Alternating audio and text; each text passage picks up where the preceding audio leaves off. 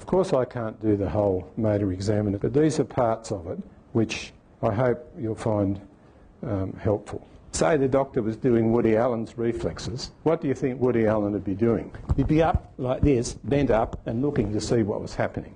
So the first thing when you do the reflex, you have to turn around and tell the person to take it easy, to relax, maybe just think about the world. I found that paradoxically is people just relax because it's too hard. They think about the world. To get the reflex properly, the person has to be relaxed. How many thousands of times do we have to say that? And what I've found, I'm going to do it the way I like doing it first.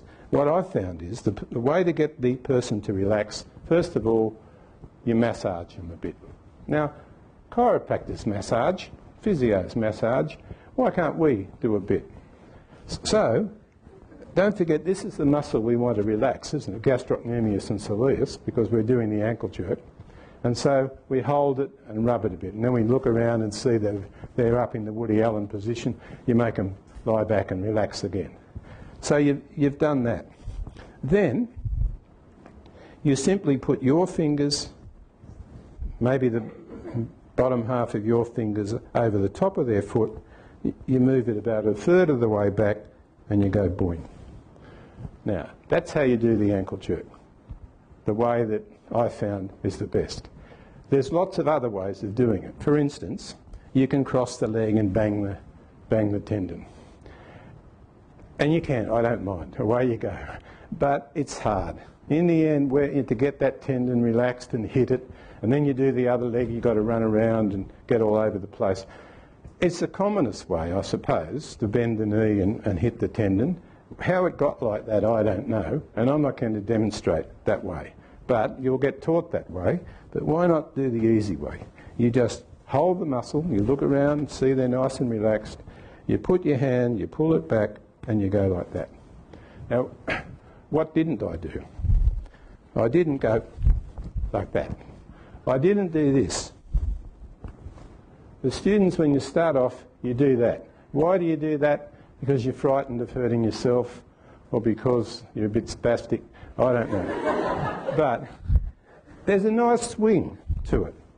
You don't do this either. Some students seem to think they have to put their foot like that.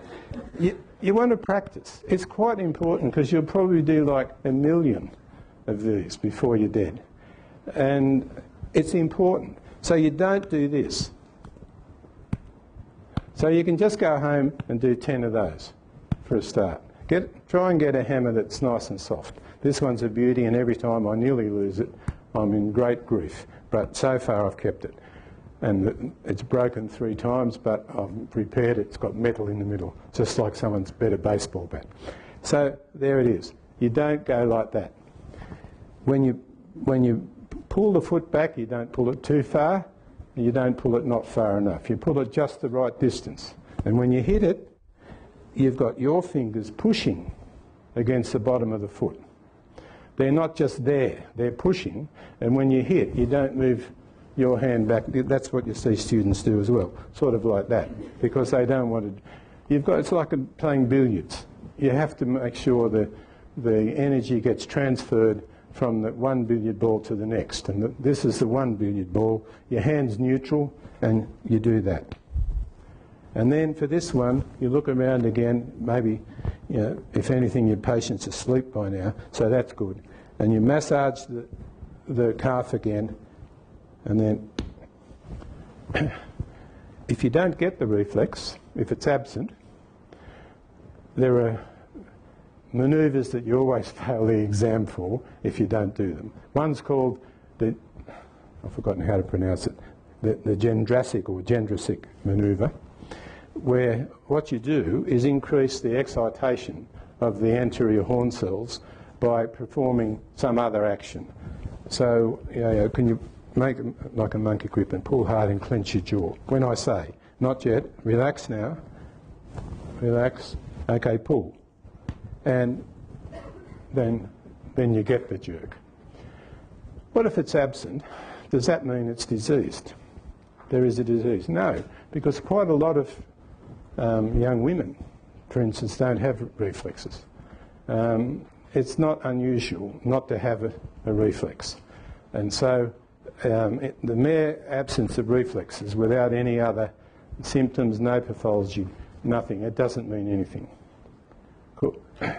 So that's really the way you do it. And if you could just learn that, go home and practice on yourselves, do 1,000 of those, then for the rest of your life you'll have an easier time with the reflex. If the person won't relax, and some people, no matter what you do, they'll never relax. There are some things you can do. And one thing is, would you mind sitting up and put your feet over the side? And this is handy for the knee jerks as well, so I'll do that. Just come forward a wee bit. Now just swing your legs like when you're a little kid. That's it. Take it easy now. Just swing your legs. Well, I'll do it from... Okay, let them stop now. And you do the knee jerk. It's quite a good way of doing the knee jerk. If a person's really obese, it's sometimes difficult to find out where to hit. It's, you just get confronted with this mountain of flesh. So when you sit them up like that, you see the anatomical arrangement better. But for the ankle jerks, also then, you go down and say, let yourself go floppy, and then you do hit it at the back, like that. And I found that that's a very useful way if you can't get the person to relax.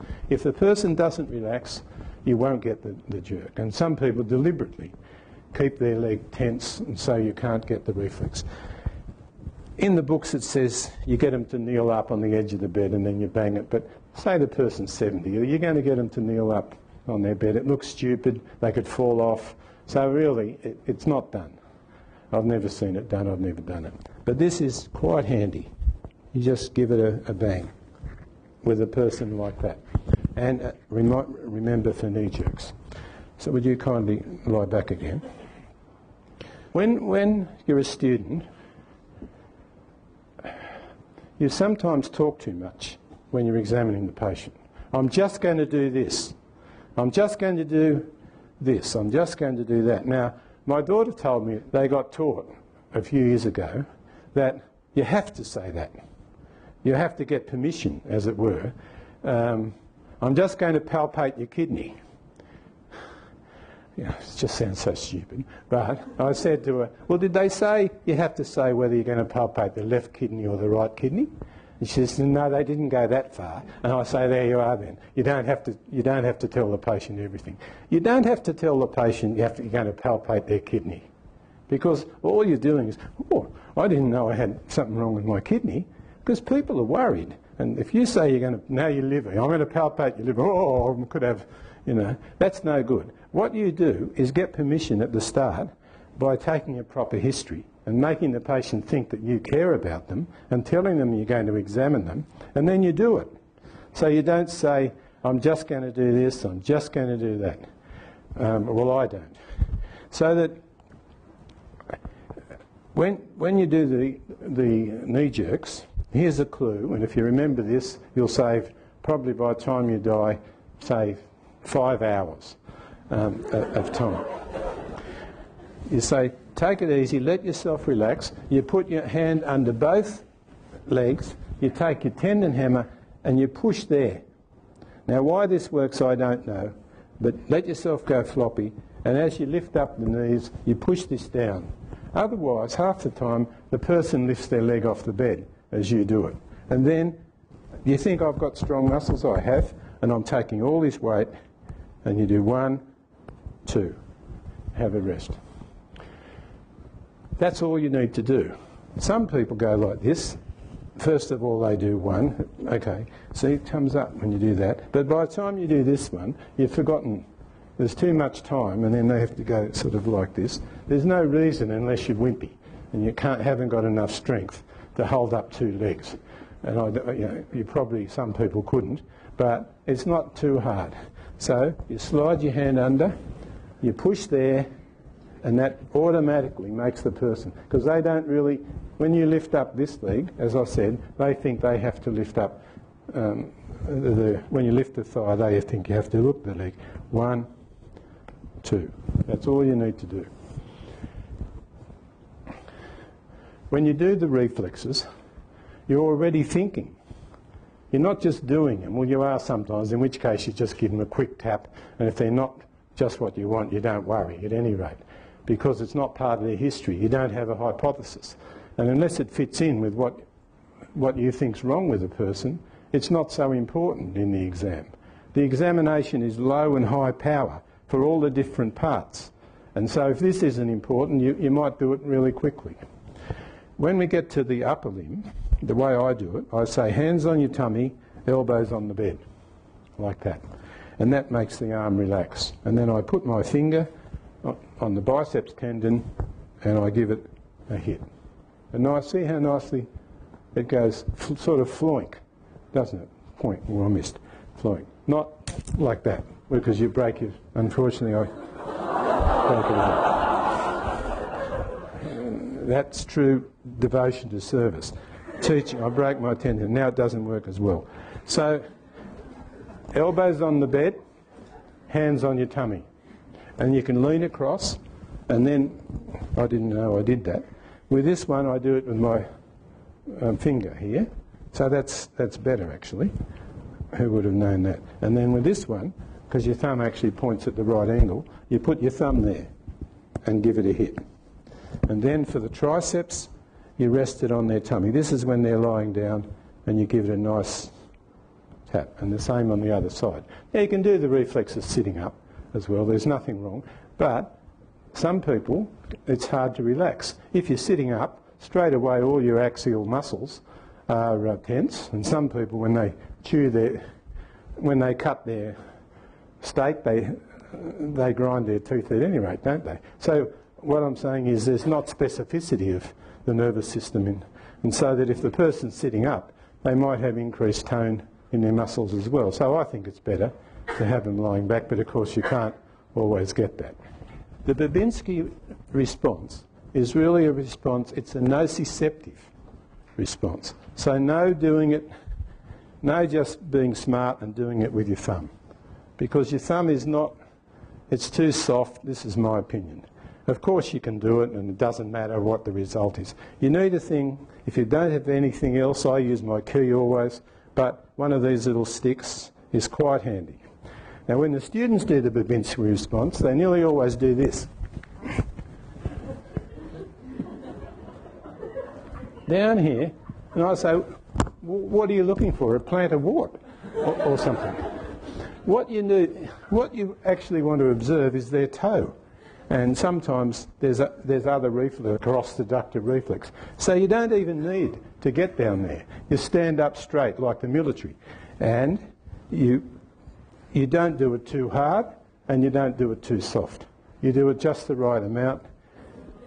And you can say, I'm just going to give them a bit of a warning here. This might tickle a bit or something. And you go like that. And as long as it's not up, that's it. That's all you need to do. People argue for hours about whether it was up or down.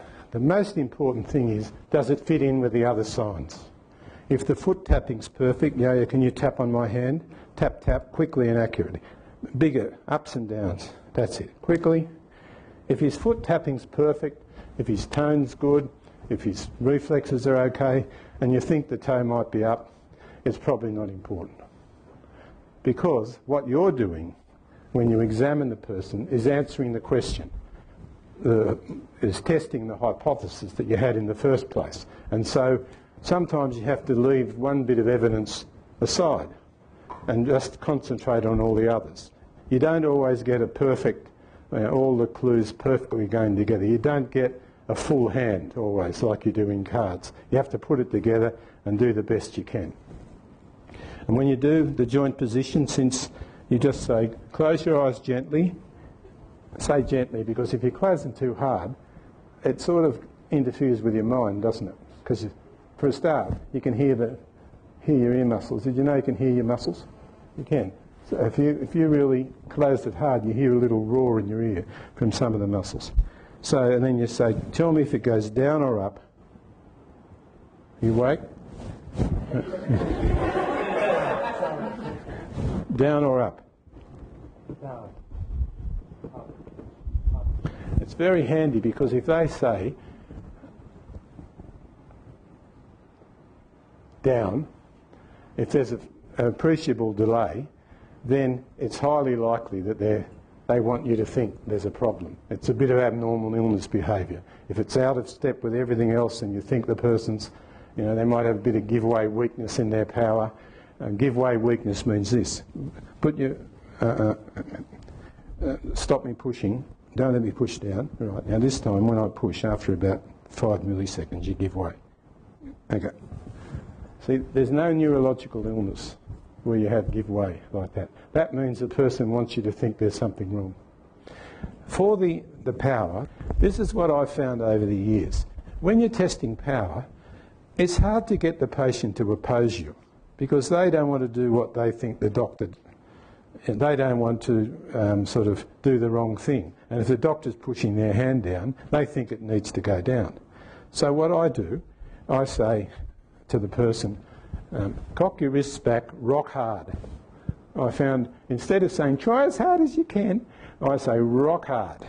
And 90% of people do it straight away, rock hard, and they don't give way.